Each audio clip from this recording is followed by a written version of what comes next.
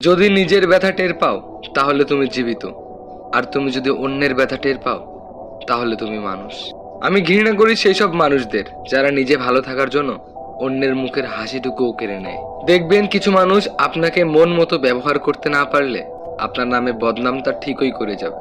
বোকা মানুষগুলো হয়তোবা অনেক বিরক্ত করতে জানে, কিন্তু সেই বোকা মানুষগুলো কাউকে ঠকিয়ে চলে যাওয়াটা জানে না। আসলে বদলে যায়নি, আগের মতোই আছি, পার্থক্য একটাই, আগে অন্ধ ছিলাম, এখন শুধু দেখতে শুরু করেছি।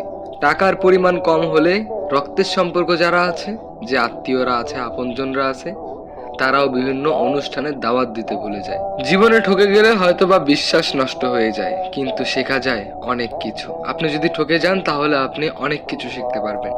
এই শহরে বাঁচতে হলে নিজেকে শক্ত করে গড়ে নিতে হবে, কারণ এই শহরের মানুষ ভালো না, সহজ সরল মানুষদের রক্ত চুষে খায়। আসলে সময়ের সাথে সাথে সবকিছুই বদলে যায়। যেমন আগে আমি জেদ ধরতাম, আর এখন শুধু ধৈর্য ধরতে শিখে গেছি। ছেড়ে গেলেই কি শুধু ঠকানো বলে?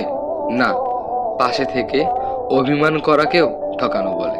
সময়ের সাথে সাথে যেই মানুষগুলো পরিবর্তন হয়ে যায়, আপনার সঙ্গে খারাপ ব্যবহার করে, সেই মানুষগুলোকে অতটা আপন ভাববেন না, কারণ এরা হলো ঘূর্ণিঝড়ের মতো, কখনো ক্ষতি ছাড়া উপকার করে না। সত্য বলার কারণে যদি তোমার চারপাশের প্রিয়জন সরে দাঁড়ায়, তবে একটা কথা ভালো করে মনে রাখবে, এতদিন তুমি আবর্জনাগুলোকে আগলে রেখেছিলে, এখন সেগুলো নিজ থেকেই চলে গিয়েছে। সাথে চললেই সঙ্গী হওয়া যায় না, কাছে থাকলেই কাছের মানুষ হওয়া যায় না। একটা জিনিস মনে রাখবেন, বেঈমানরা কখনো কাঁদে না, আর স্বার্থপররা সবকিছু, সমস্ত স্মৃতি খুব নিমিষেই ভুলে যায়। আর মানুষ প্রয়োজনে যতটা প্রশংসা করে, প্রয়োজন ফুরিয়ে গেলে বা প্রয়োজন শেষ হয়ে গেলে তার থেকে বেশি বদনামটাই করে যায়। আসলে উপকার খুব অদ্ভুত জিনিস, করলে মানুষ ভুলে যায়, আর না করলে সারা জীবন মনে রাখে। বেঈমান কখনো অনুতপ্ত হয় না, আর স্বার্থপর মানুষেরা কখনো কৃতজ্ঞতা স্বীকার করে না, আর সুবিধাবাদীরা কখনো আপন হতে পারে না। এই সমাজে সত্য কথা বলাটা কেমন যেন একটা অপরাধ হয়ে গিয়েছে। হয়তোবা ঝগড়া সৃষ্টি হয়, তা না হলে হয়তোবা সম্পর্ক নষ্ট হয়ে যায়। সব জায়গায় ভাগ্যের দোষ দিয়ে লাভ কি? কিছু কিছু জায়গায় নিজের মনেরও দোষ দিতে হয়।